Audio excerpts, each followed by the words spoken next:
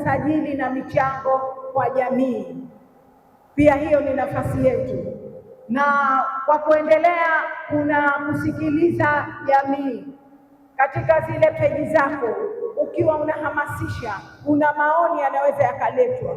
Kwa hiyo ina maana yale maoni au kama ni changamoto, ni vizuri ukawa unaiwasilisha ZHSF, ndio kule kujenga na kuimarisha uhusiano utakapozaliwa, na tutakapoweza sasa kufanya kazi kwa pamoja, na tukaweza sasa kuielimisha jamii na kuishajihisha jamii kujiunga na ZHSF.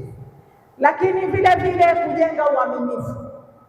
Kadri utakapokuwa unahamasisha jamii, nafasi yako ni kujenga uaminifu, kufanya mfuko uwe karibu na jamii, pamoja na kupunguza mashaka kwa watu kuwa na hofu, mfuko vipi? Lakini kila wewe ukiwa na nafasi hii, ukiwa utaifanyia kazi vizuri, unawajengea uaminifu jamii, na vile vile unaifanya mfuko uwe karibu na jamii.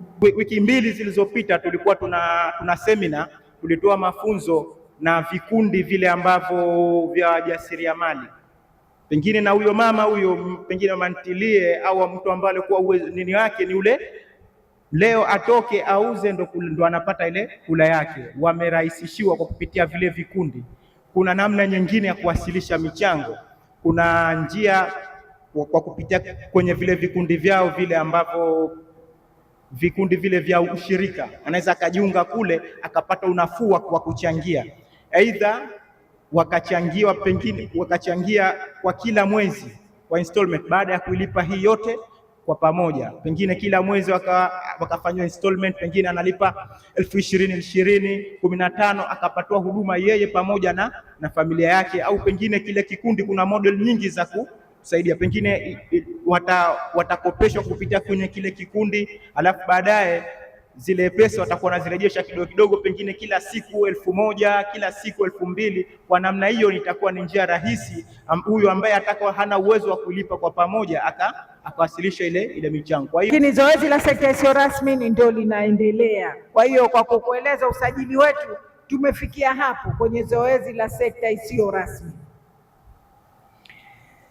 Na swala anasema la kaka Kasorobo, anasema yule mtu wa deski, ikiwa hukumkuta, ukiwauliza wale watakubabaisha, hakuna tatizo lolote. Wewe ikiwa hukumkuta yeye, kuna namba za simu zimetolewa kwenye hivi vipeperushi, unaweza ukapiga hii ukaizungumza ile shida yako, tukakupatia namba ya mtu wa deski ambaye yupo hapo, tukakwambia namba hii mpigie, labda niko hospitali ya Tawakal, nimepata usumbufu 1, 2, 3, tunakupa namba ya mtu wa deski wa Tawakal.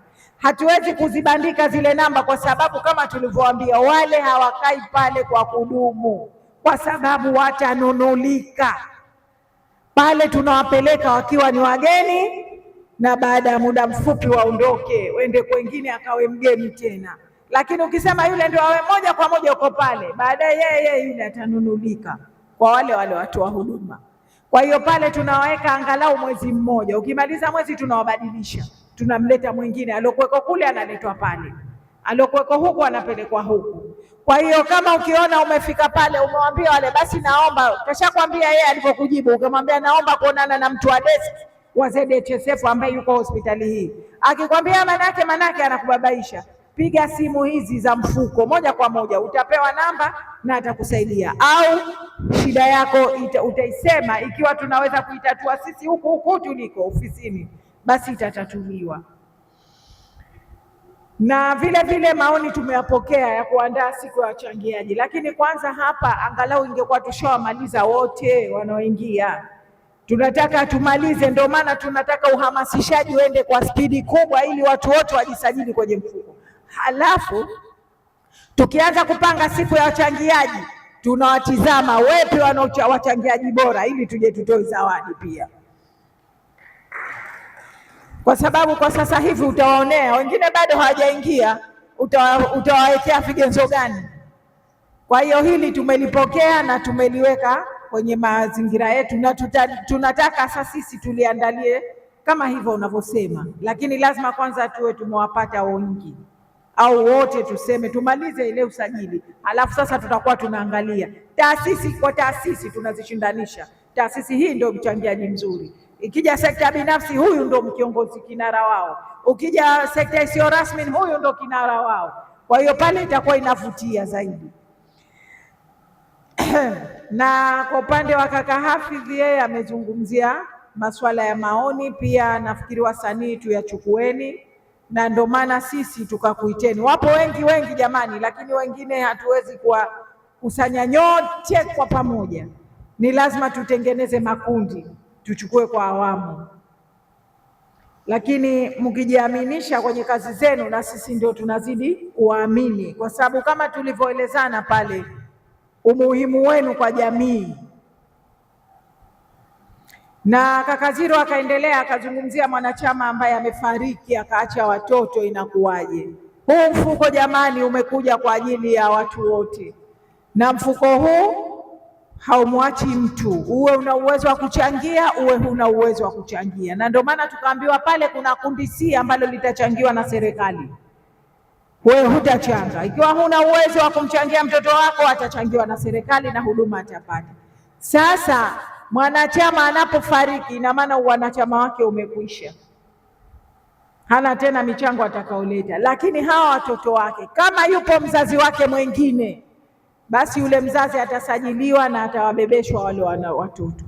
La, ikiwa mzazi huyu hana uwezo wa kuchangia, yeye na watoto wake wataweka kwenye kundi lile ambalo watachangiwa na serikali, lakini huduma watapata. Kinachotakiwa ni mawasiliano.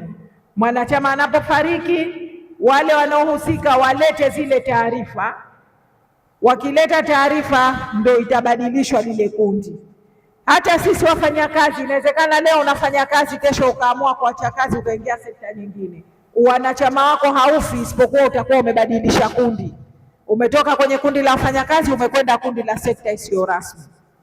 Hivyo ndo mtindo unavyoenda, lakini mradi haachwi mtu.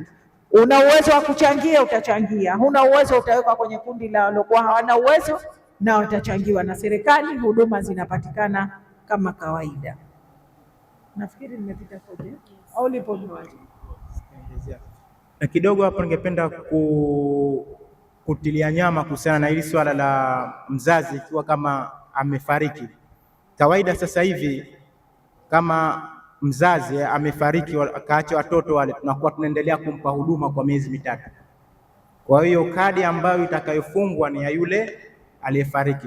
Kwa hiyo hawa miezi 3 wataendelea kupewa huduma, wakati huku utaratibu mwingine unatafutwa, aidha waunganishwe kwa mzazi wake mwingine ambaye kama yupo, na ikumbukwe kuwa ni wananchi wote, wakazi wote watakuwa ni wanachama. Hata kama ikiwa hana uwezo huyo mzazi wake, kama alikuwa yupo hai, aidha atakuwa yupo kwenye kundi lake, kwa hiyo atachukuliwa, ataunganishwa nao, aidha atachukuliwa na serikali, au pia kuna wahisani, kuna angels zile zinolea mayatima, kuna vikundi vingi. Kwa hiyo pia wewe unaweza ukachukua katika miezi 3 kuwachukua, kuwatafutia kama mdhamini, pengine katika makundi yale angels zinazolelewa mayatima.